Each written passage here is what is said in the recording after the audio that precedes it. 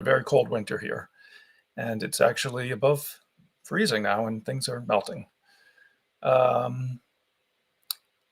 We're not starting just yet. We're just waiting for people to come in. We'll get started at the top of the hour. We got people from New Jersey.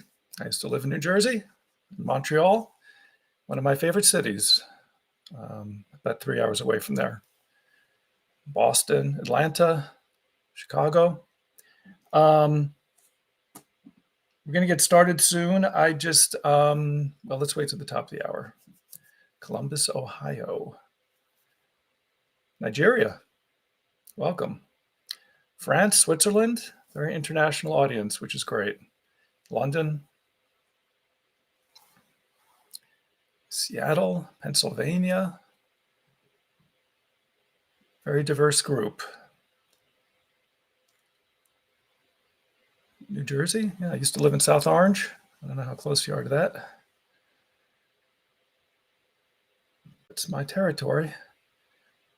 Madrid. Okay, so my name is Rob Henderson.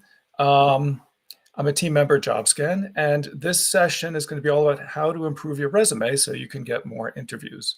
Now, just want to let you know that all these sessions are being recorded, and you can watch them for free later. We're going to be sending you an email sometime in the next couple of days with all the links so that you can watch the recordings. I also want to let you know that we're offering JobScan Premium at a 20% discount. JobScan is an online tool that helps you optimize your resume and your LinkedIn profile. Below me, you'll see a URL. Just go there and get a 20% discount. The discount will be applied automatically, so all you need to do is sign up. Now, I'd like to introduce our speaker for this session, Bogdan Zlatkov, the founder of GrowthHackYourCareer and author of The Ultimate Guide to Job Hunting.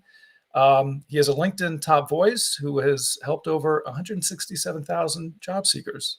So let's get started and welcome Bogdan. Take it away. Thank you so much, Rob.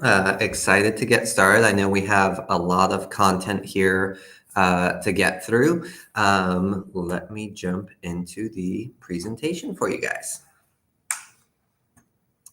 Awesome.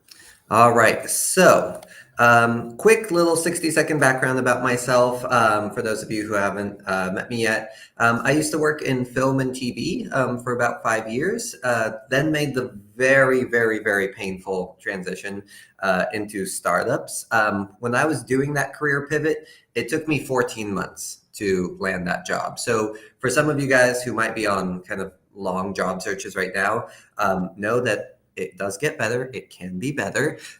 Once I learned all the things that I'm going to be sharing here with you guys today, my next job search right after that was only 3 weeks long. So if you learn this stuff, your job search can be much faster, and we'll talk about how to make that happen. And lastly, in 2017, with all the things that I learned from that job search and other things, I launched Growth Hack Your Career. We have helped many job seekers with their job searches in all sorts of industries, all sorts of roles. So where did I learn the things I'm sharing here today? During that job search, when I was feeling so stuck, I realized I have to do something different. Like, there's no way that I can just keep, sending out applications and not, getting any results. So what I did was I went to the source. I reached out to every single recruiter or hiring manager who was in my network, who was kind of like a friend, and just asked them, like, please, will you look at my resume? Will you tell me what I'm doing wrong? And the things that they shared were really shocking, things that I would never have figured out on my own. Since then, I've also been working with a lot of the amazing career coaches that you guys might have seen on LinkedIn, learning kind of from them best practices, trying to distill those down for you guys. All right, so if you guys have been in one of my workshops before, you know that I like to start with a little bit of Mythbusters. So if you guys will indulge me in the chat here, let me know if you think this is a fact or a myth. So this first one that we'll do is, on average, a recruiter spends 1 to 2 minutes reviewing your resume. Do you guys think fact or myth? Let me know.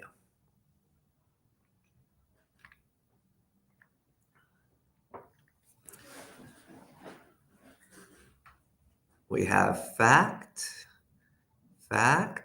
Ooh, okay. Interesting. It sounds like we have some consensus. Oh, we have a few myths. Okay, we don't have consensus.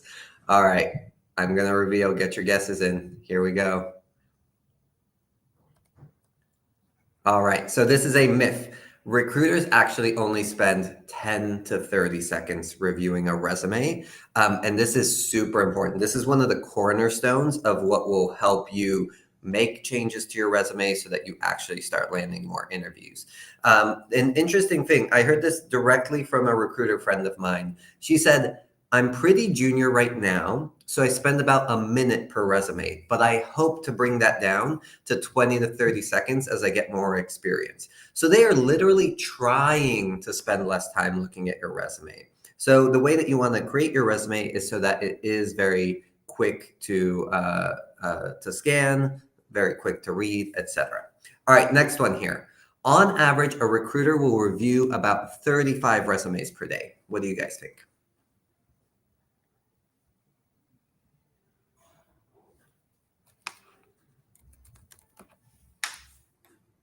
All right. Fact, myth. All right. I'm going to reveal. Get your guesses in. All right. Here we go. So this is a myth. On average, recruiters review about 100 to 200 resumes per day. And this is going to be really important when we talk about how do you differentiate yourself from other candidates when they are reviewing all those resumes. All right. Next one here. A resume that isn't scannable can reduce your chances by 60%. And I left the word scannable kind of vague. Interpret it however you'd like.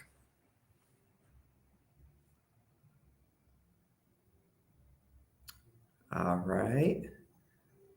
We have myth, fact. All right, get your guesses in. Here we go. All right, so this is a fact, and this is a pretty important one. Your resume has to be both scannable by an ATS system and by the recruiter. A lot of people just focus on ATS, but literally the recruiter is also doing the same thing as what an ATS does, which is scan for keywords, trying to figure out very quickly, should they bring you in for an interview or should they not? This is where JobScan and tools like it can really be helpful. So we'll talk a little bit about that as well. All right, and here I have my last one. Having a high quality application is more important than submitting your application quickly. What do you guys think?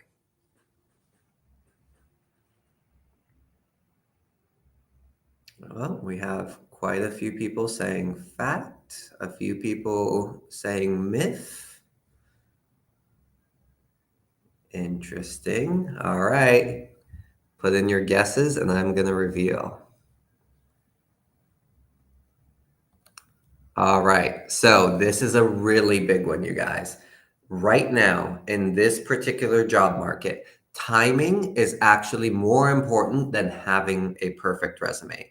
So there was a study that a company did recently that found that 95% of the candidates who had landed an interview had applied in the first 24 to 48 hours. So you might see when you're applying to jobs on LinkedIn, 700 people have applied to this job. 1,000 people have applied to this job.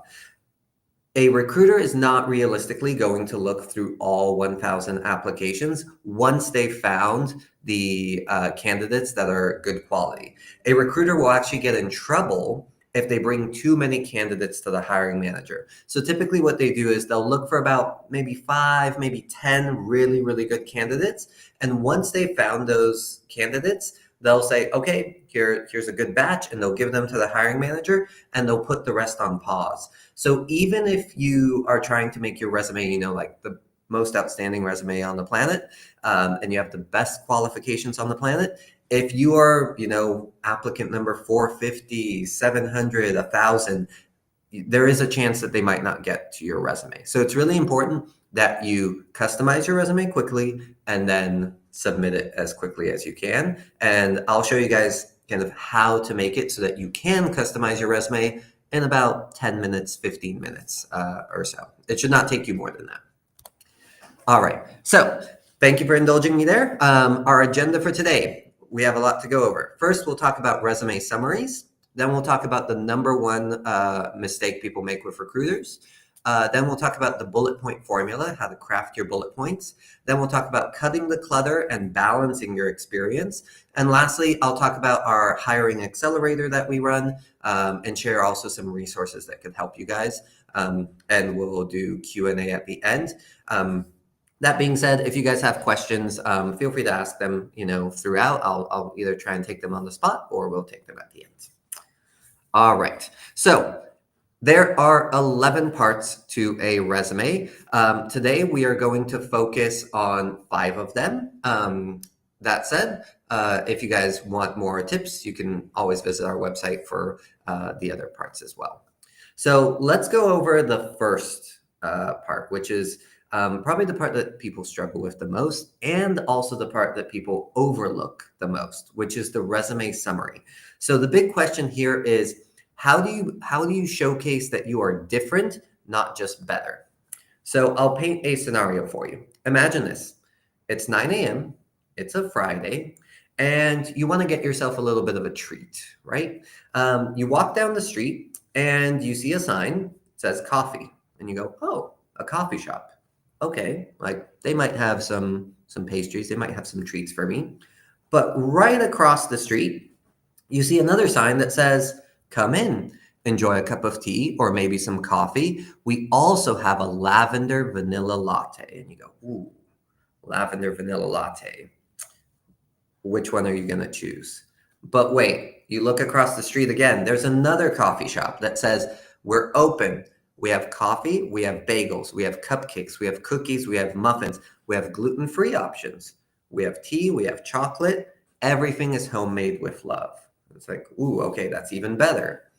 And then you see another coffee shop sign that says, coffee shop, we are open every day, 8 a.m. to 10 p.m. We have espresso martinis, we have pastries, we have specialties.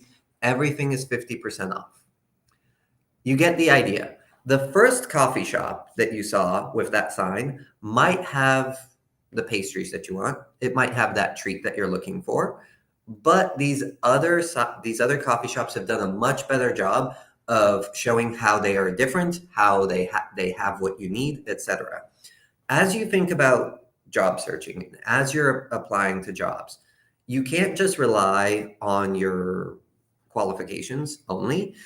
You really have to show how you're different, right? If you're applying, say, to a project manager role, there are going to be 200 other project managers who also have 10 years experience, who also have PMP certifications, who also know Agile. So it's not enough to just say, hey, I'm a project manager and I can do what you want. You have to showcase how you're different. So how do you do that? This is challenge number 1, is how do you show up as being different on paper? And it can be a little bit difficult. It's important that you stand out among those 750 applicants that we talked about. But then also it's important to create that human connection, because at the end of the day, hiring managers don't hire the people who are the most qualified. They hire people who they want to work with.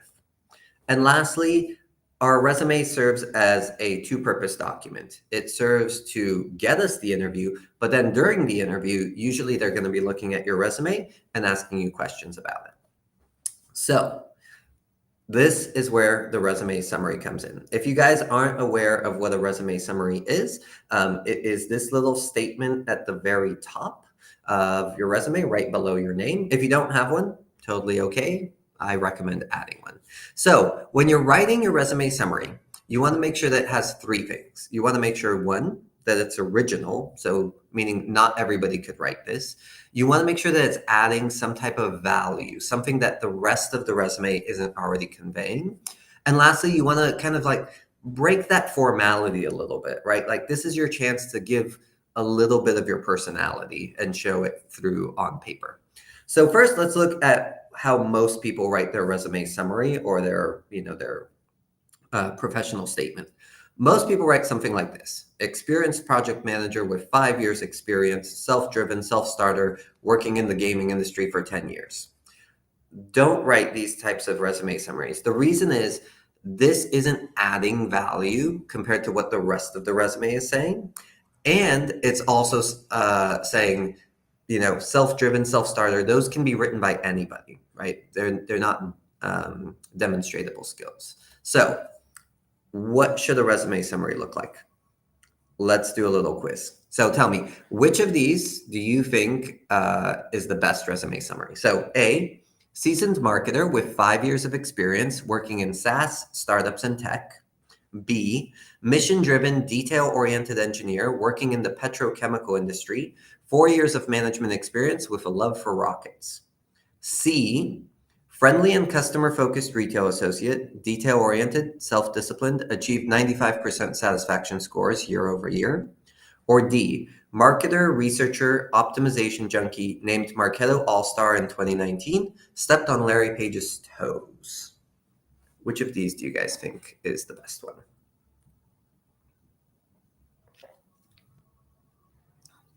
We have a few people saying D. Some people are gravitating to C. Interesting. Oh, we have a couple A and Bs. All right, I'm going to reveal. Get your guesses in. All right, here we go. So if you pick D, you are correct. The reason that D works best is because it breaks that formality, and it also creates a little bit of that intrigue and has and something that pretty much no one else could have written. The other ones focus a little bit too much on those skills that aren't verifiable. So like detail oriented. You want to show how you're detail oriented, not just say it on paper. And also, you don't need to talk about how many years of experience you have. Your resume already shows that. So here's an example of what a good resume summary looks like. This is actually my personal one. And I can't tell you how many people during the interview process when I was brought in would say, okay, I have some questions to ask you about, the job description, etc. But first, how did you beat Mark Zuckerberg at hockey? I'd love to hear that story. And immediately we've broken that formality, and we can start, on a much more friendly foot, much more personable. So if you guys want help with creating your own resume summary, I have an article on the website that talks about how to create your own. So I can send that to you guys if you want. This is our first takeaway here. Human beings hire human beings. So make sure that you add your personal touch to your resume, right? It doesn't only have to be such a formal document. All right, let's move on to the number one mistake, which is quick qualification.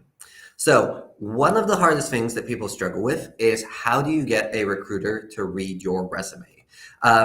We have to think about the recruiter in this sense, right? What does a recruiter schedule look like? So first of all, a recruiter doesn't just review resumes, right? They go to team meetings, they screen candidates for interviews, they review resumes, they meet with hiring managers, and then they have a bunch of other things on their plate. So they're actually very, very busy people.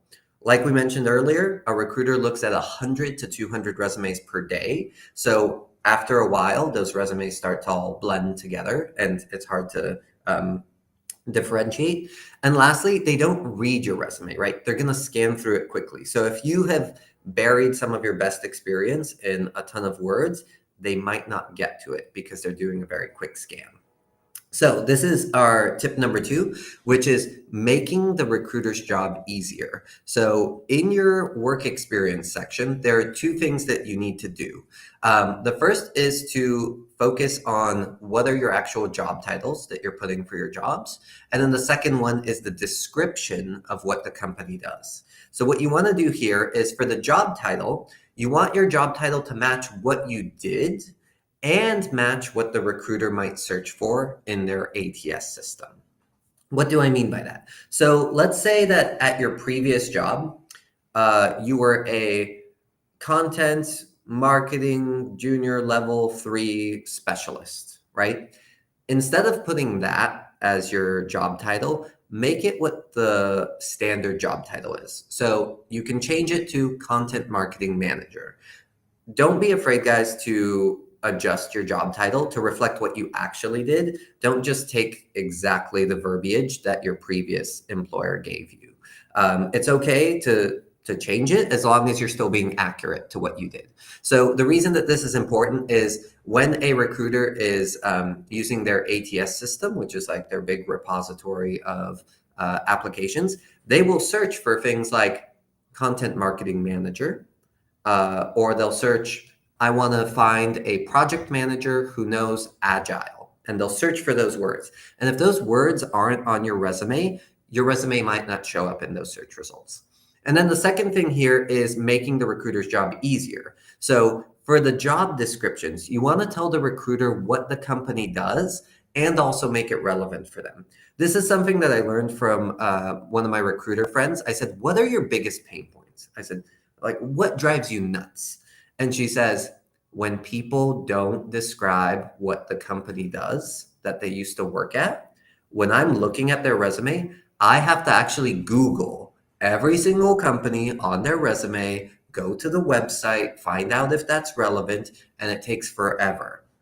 And so she said, literally, the people who put these descriptions on their resume, she kind of favors them because it saves her a ton of time. So this is our next takeaway, which is this new mindset, which is it's not about me, my qualifications, I'm so qualified, etc. It's really about them. Think about, how can I make this recruiter's job as easy as possible for them to call me in for a interview? Let me know if you have questions. Again, feel free to drop them in. All right, next, let's talk about bullet points. So this one is pretty simple, but I always like to review it because it's really important. It's kind of the meat of your resume. So how do you write a good bullet point if you're not a good writer? So there are three components to a bullet point. You have your power verb, your method or your skill, and your result. So power verbs are those verbs that you start your bullet point with. So instead of saying responsible for, that's not an example of a power verb, you would say improved, right? Or led. So this is what most people write for their bullet points. They say improved our SEO strategy through a content audit. But this is missing a very important key. If you add this phrase to the end of your bullet points, your resume will stand out a lot more than other people's, which is resulting in. So here's what you did, but what did that result in? And for those of you who are like, Bogdan, like I don't know what the result was of my work. That's should be like a little bit of a red flag for you of, okay, I need to think about this. What did me as a customer service rep actually result in? Did I improve customer satisfaction for the company? Right? That is a very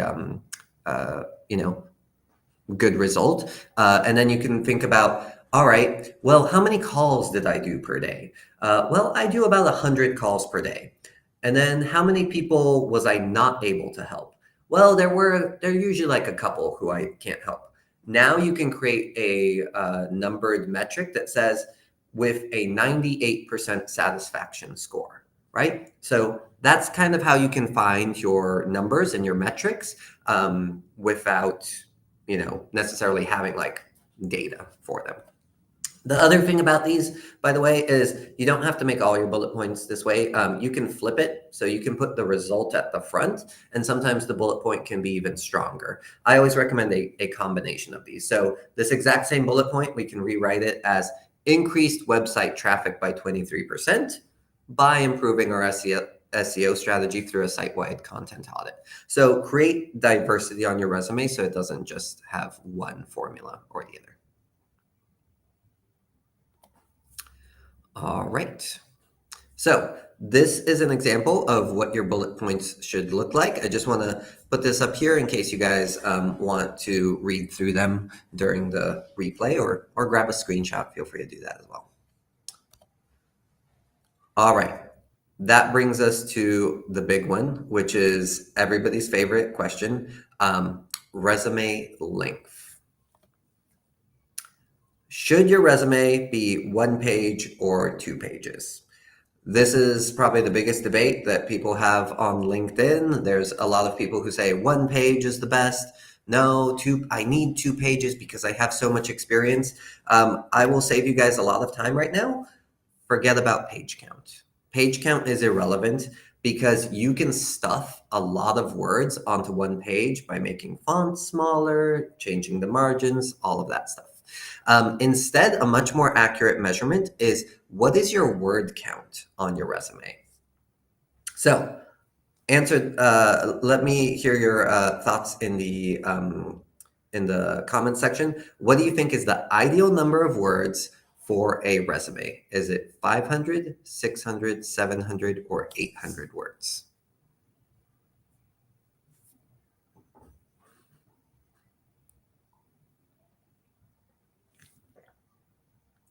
All right, get your guesses in. All right, we're a little bit mixed on this one.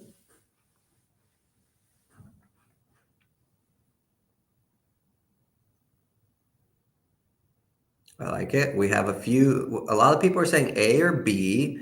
A few people are saying D. Interesting. Very mixed bag this time. All right, I'm going to reveal. Here we go, guys. So, according to studies, the ideal number of words on a resume is between 350 to 500 words. This is based on an analysis of which resumes actually landed interviews. If you have more than 15 years experience, I say, yes, you can stretch it a little bit to 500 to 600 words. But anything more than that, and chances are you have a lot of fluff in your resume. Remember that when you add more words, you are actually decreasing the probability that recruiter's eyes are going to land on your best accomplishments when they're doing that very quick 10 to 30 second scan, right? They're not reading your resume. So don't think that, oh, I'm going to add this and I'm going to add that and I'm going to add this to show it to them. Chances are they're going to miss it. So the more words you add, the less the probability that they're actually going to see what your best accomplishments are. So this brings us to our next question, which people always ask is, okay, my resume is at 1,000 words or my resume is at 800 words. How do I shorten my resume? I'll show you this first technique here. It's called the and technique, and it's very simple. Go to your resume, open it up, and use Control F, or on a Mac, Command F, and look up the word and, or look up the word as well as. That will reveal to you where you might be overwriting some of your bullet points. So the golden rule here is you should only have one and per bullet point. I'll repeat that. Only one and per bullet point. So the reason that you can see that these bullet points here feel a little like heavy, a little bit difficult to read, is because they have a lot of ands in them, okay? You want to reduce this. So if you have more than one and in your bullet points, the golden rule is basically turn that into 2 bullet points or eliminate part of it. So this is what some long-winded bullet points look like. Here is what some better bullet points look like. So if I run the and test on here, just 2 ands. When you have an entire resume full of bullet points like this, it makes it much easier to read, much easier to consume. And that recruiter who has 200 resumes in front of them is going to gravitate to this resume just because it's making their job easier, right? And they'll say, oh, this person is qualified, let me bring them in for an interview, and they might not get to the more cluttered resume. All right. So, new mindset. Your resume is like a movie trailer. It is not the entire movie, right? So less is more. So remember, you're not trying to convey your whole experience. You're just trying to get those highlights across so that they bring you in for an interview. Now, some of you guys might have a lot of experience, say more than 10, more than 15 years of experience, in which case you might be thinking, okay, well, I know I need to reduce my resume and I know that I need to choose my highlights from my movie trailer. How do I choose between, this great accomplishment or that great accomplishment? This is where our color coding technique comes in. So how do you showcase the diversity of your skills? So at the end of the day, there are 5 types of bullet points. So you can build something, you can lead something, you can manage something, you can collaborate on something, or you can improve something. Of course, there are synonyms to all of these, but these are the 5 types of bullet points that you can really have on your resume.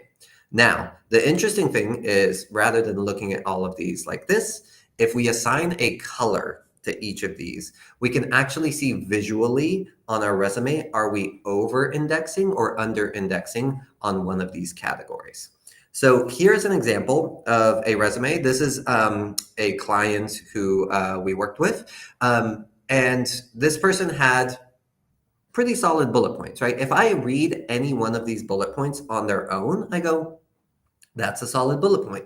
But when I added the color coding technique to here, we can very quickly see that they're kind of overdoing it on the collaboration bullet points, and they don't have anything about building or their leadership skills.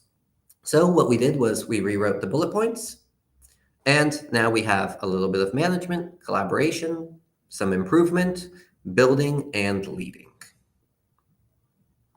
I will turn to another example. So on this example, if you guys read through, take a moment here, read through the bullet points. If you read any one of these bullet points, on its own, you'll go, oh, this is a very accomplished person.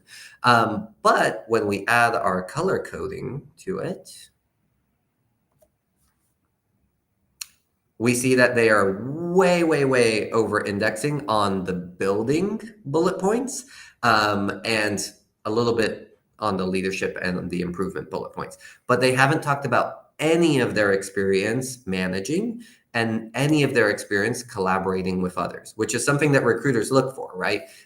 You'll see this on job descriptions where it's like ability to collaborate with cross-functional stakeholders, blah, blah, blah, blah, blah. So this person is conveying only their ability to create new things and not actually balancing it. So what we did was we took away some of those building bullet points and we replaced them to balance it a little bit better. And this is what it ended up looking. So we have a little bit leadership, improvement, building. We kept some of the best ones in there, but then we also added the collaboration ones and the management ones. And this person, their interview rate, I kid you not, like almost doubled just from doing this exercise.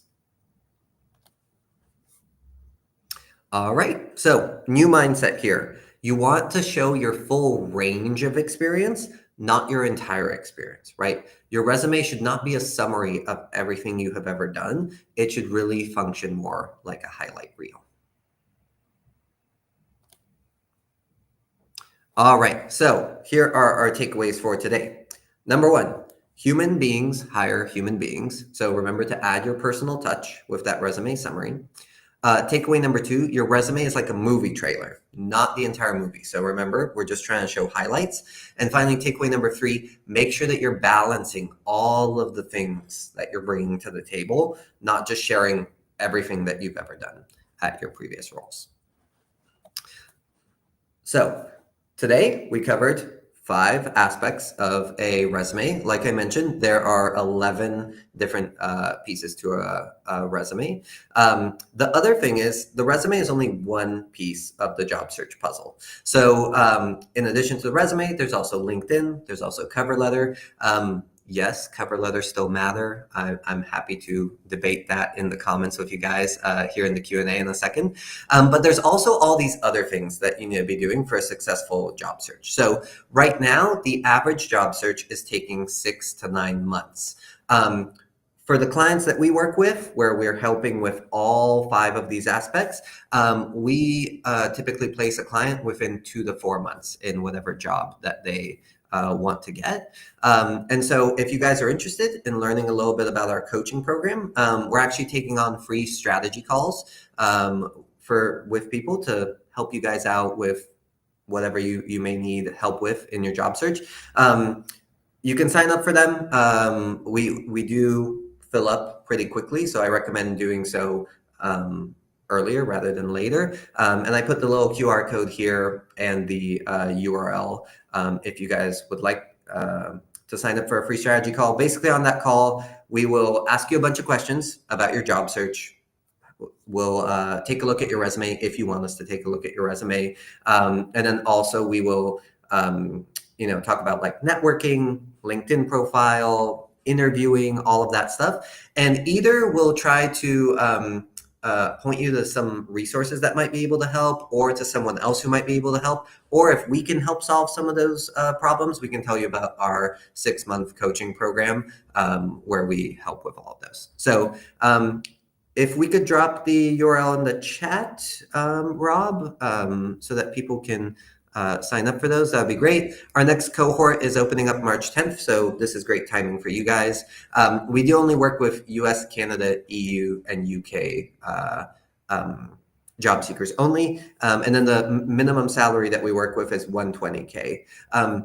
If you guys don't fit those particular parameters, on our website, we do have free resume course, free interviewing course, free cover letter course, a bunch of free materials that can help you guys. So with that, I will turn to our takeaways, and I think we can jump into some Q&A.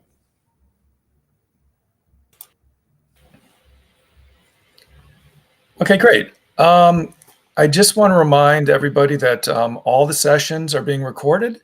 So you're going to be receiving an email sometime in the next couple of days, and that will have all the links to all the recordings, so you can watch this again. Also, just want to quickly remind everybody that we're running a special promotion on JobScan Premium, and below me you'll see a URL, and that will take you to a page. The discount will be applied automatically, so all you need to do is sign up. Okay, let's get to some questions. One thing that I saw a lot of people asking about was, what if the job description is like War and Peace, a super long job description? How do you take that and put that into 500 words on your resume? Great. I love this question. Yes, job descriptions do get really big. By the way, I know some people are saying in the comments, like, the link isn't working. Just give it like a couple minutes. When everybody clicks on it, it can go down, but it'll be back in a minute or two. If you see a job description that's super, super long, the way to dissect it is pay attention to the things that keep showing up over and over again. So the way that job descriptions get written, and I've been a hiring manager, I've been part of these like committees where we write the job descriptions, is first the hiring manager will kind of like make their requirements. They'll go, oh, I need a person who can do X, Y, and Z. But then when they open it up to the rest of the team will go, well, we should also get them to do A and B and C and D, and it just keeps getting piled on more and more and more.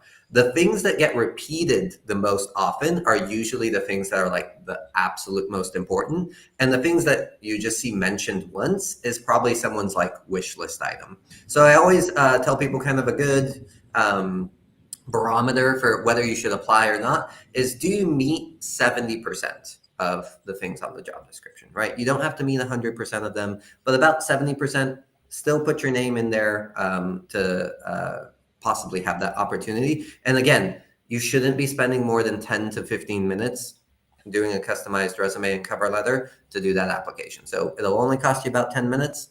Put your name in there if you meet 70% of the job description. Right. And JobScan helps with that. It points out the most important keywords, the ones that you really want to focus on. You don't need to have a perfectly optimized resume. In fact, that can even be a red flag sometimes to recruiters, I think, if you're just fitting every single keyword in there. And also, if you actually have all those qualifications, that can raise a red flag because they might think you're overqualified. So you don't need to optimize it perfectly. Yeah, exactly. And I actually tell people when they're using JobScan, I have our clients use JobScan. I tell them, like, don't try to get 100% score on JobScan, right? Like aim for, what would you recommend, Rob? Like 60, 70%, something like Exactly. that? Yeah, something like that. Yeah. Right. The main thing is to hit the most important keywords, I think. Yeah, exactly. One question that often comes up when we're talking about coming up with numbers, quantifiable accomplishments, a lot of people say, well, I don't have numbers. Are there other ways to quantify your accomplishments than just having hard numbers?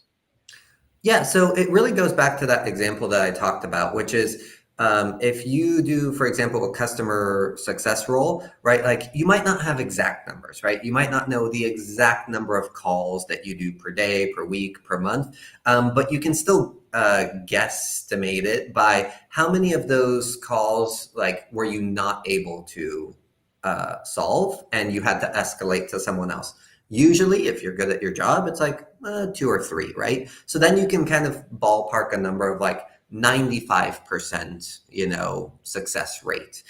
Same with like if you're a project manager, how many of those projects went over the timeline that you guys had dedicated to it, that were, kind of your fault for not being able to do it correctly. And you would go, well, like there was like 1 out of my 20 projects that went a little bit, over the deadline. And so you can actually add that number as a success metric. So your success metrics don't have to be exact, right? The reason that you're adding those metrics is just to add a little bit more clarity, a little bit more granularity to those bullet points, because a lot of people who aren't successful at their job will write a bullet point that says managed many projects, right? Like it'll be very vague because they're not actually that experienced. So when you can put numbers, it just signals to that recruiter saying like, hey, like I actually have a reasonable success rate at my job. I'm actually pretty well qualified for this.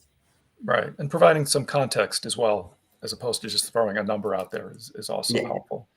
A lot of people are asking, let's say I am changing careers or I'm a recent graduate and I don't have that job title yet. How would I sort of put the job title that recruiters are looking for on my resume, but I don't have it yet? What should they do? This is a very good question. Career pivots is actually something that we specialize in. So I've helped on many, many career pivots and many different career pivots. They're always my favorite because they're really interesting. I have found that basically, especially in this market, you cannot land that new job unless you have some type of experience in the new career. So the way to get that experience is you can volunteer, you can get a little job at a nonprofit, you can get some freelance work, say like on Upwork, on some other project site.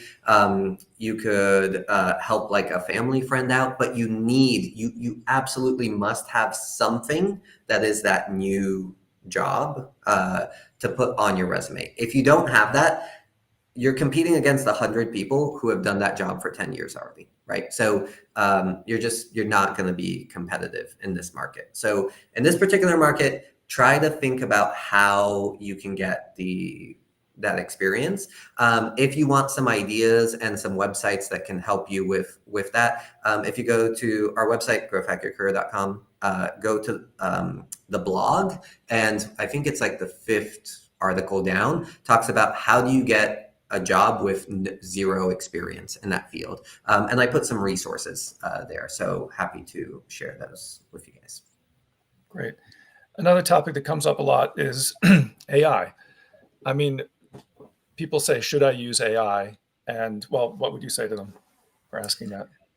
A lot of people are using AI right now. So the answer to this is yes, you can use AI, but don't just use AI, right? It's helpful, right? Like, for example, like with things like JobScan, being able to write your bullet points and things like that, or if you're using something as simple as ChatGPT, it is a good starting point. Do not just go into ChatGPT, ask it to write you some bullet points, and then copy and paste those bullet points into your resume, because most people are doing that, right? You have to add that differentiation. If there's one takeaway from this entire talk, it's not good enough to just be good enough. Like, you have to be different. So you have to think about like, okay, what are most people going to write for their bullet points who are a project manager, and how should my bullet points be a little bit different and stand out from them? Right. Yeah. I think it's interesting that as AI becomes more prevalent, the need for human creativity and critical thinking and social authenticity are becoming more important. And if you're just using AI, I think there's a term that I read, for everything. It's called AI obesity, where you're just sort of indulging too much in AI, and that's not going to help you stand out. Let's see, what other questions do I have here? People asking, how can I tailor my resume in 15 minutes? It seems like that's too short a time for a lot of people. Yeah. So the big thing about when you're struggling, a lot of people struggle to tailor their resume quickly. And usually there are two things causing this. It's because you have too many words on your resume. So if you have 800 or 1,000 words, yes, it's going to be really hard to customize that resume because there's so much material there. Your bullet points are 2 or 3 lines long, so they're really hard to, manage and change. So that is one thing. The other thing is you don't need to customize your entire resume. This is something that we teach all of our clients, but basically it's called above the fold, meaning the top half of your resume is the part that you should be customizing. So skills section, resume summary, target job title, and then only the first experience on your resume, right? The most recent job. The reason that I've found that this is the best way to do this is because most recruiters won't be reading in detail your second or third or fourth or fifth job. So it's okay if those are, ballpark pretty good for that role. But they will definitely read those first bullet points. So those first bullet points should be spot on, exactly tailored to that job description. And if those bullet points are short, then it makes it much easier for you to actually tailor them. So reduce word count and you'll see how everything opens up. Great. Okay, we're out of time. Thanks, Bogdan. That was great. Just want to remind people that our next session will be with Chris Stambolidis, and it's going to be about decoding how recruiters are actually using LinkedIn. So that should be a great session, and tune in later. All right, thanks. Bye.